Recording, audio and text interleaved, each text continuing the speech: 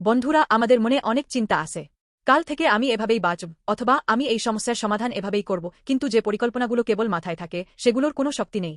শক্তি তখনই তৈরি হয় যখন সেই চিন্তাগুলো মুখে ঘোষণা করা হয় এবং কাজের মাধ্যমে বাস্তবায়িত হয়।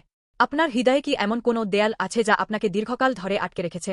আমি পারব না, বা পরিস্থিতি খুব খারাপ, এই ধরনের নেতিবাচক চিন্তা কি আপনাকে বন্দী করে রেখেছে? আজ ঈশ্বরের বাক্যের মাধ্যমে আমি ভাগ করে নিতে চাই কিভাবে ভয়ের বাধা ভেঙে দেওয়া একটি বিশ্বাসের চিৎকার পরিস্থিতি বদলে দিতে পারে। যখন ইসরায়েলীয়রা যাজকদের তুরিদবনির সাথে একসাথে চিৎকার করে উঠল, তখন জেরিকোর মজবুত দেয়ালগুলো মুহূর্তের মধ্যে ভেঙে পড়ল। যিহোশুয়া 6:20 তারা কখন চিৎকার করেছিল?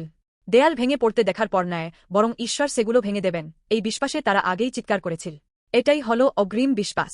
এই চিৎকার, হিব্রু তেরুয়ার, কেবল চিৎকার করা নয়। এটি রাজার আগমনের তুরিদবনির জবাবে প্রজাদের আনন্দধ্বনি এবং বীর্যের নিশ্চয়তা। প্রত্নতাত্ত্বিকরা দেখেছেন যে জেরিকোর দেয়ালগুলো ছিল দ্বিগুণ এবং অত্যন্ত শক্তিশালী, কিন্তু আশ্চর্যজনকভাবে সেগুলো ভিতরের দিকে ভেঙে পড়েছিল। এটি কোনো কাকতালীয় ঘটনা ছিল না, বিশ্বাসের চিৎকার ছিল সেই স্ফুলিঙ্গ যা অদৃশ্য সম্ভাবনাকে বাস্তব বিজয়ে রূপান্তরিত করেছিল। এই চিৎকার এর নীতি যিশুর মাধ্যমে অব্যাহত ছিল। তিনি তার শিষ্যদের আগে থেকেই তার মৃত্যু ও পুনরুত্থানের কথা বলেছিলেন। আর ক্রুশের ওপর তিনি শেষবারের মতো উচ্চস্বরে চিৎকার করে বললেন, সব সমাপ্ত হল। সেটি কোনো পরাজিত ব্যক্তির আর্তনাদ ছিল না। সেটি ছিল মানবজাতির সবচেয়ে বড় বাধা, পাপ ও মৃত্যুকে পুরোপুরি ভেঙে দেওয়ার বীজের ঘোষণা। কবর থেকে পুনরুত্থিত হয়ে প্রভু প্রমাণ করেছেন যে তার চিৎকার ছিল প্রকৃত বিজয়। এখন আমরা সেই যীশু খ্রিস্টের বিজয়কে সাথে নিয়ে বেঁচে থাকা মানুষ। যেহেতু প্রভু সবকিছু ভেঙে দিয়েছেন, আমাদের সামনের বাধাগুলো আর দুর্ভেদ্য দুর্গ নেয়।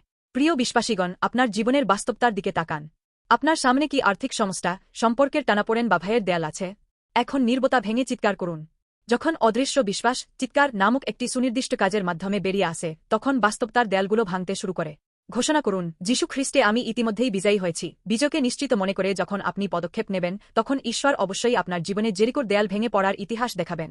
বিশ্বাসের চিৎকারের মাধ্যমে আপনার জয় হোক, এই আশীর্বাদ করি।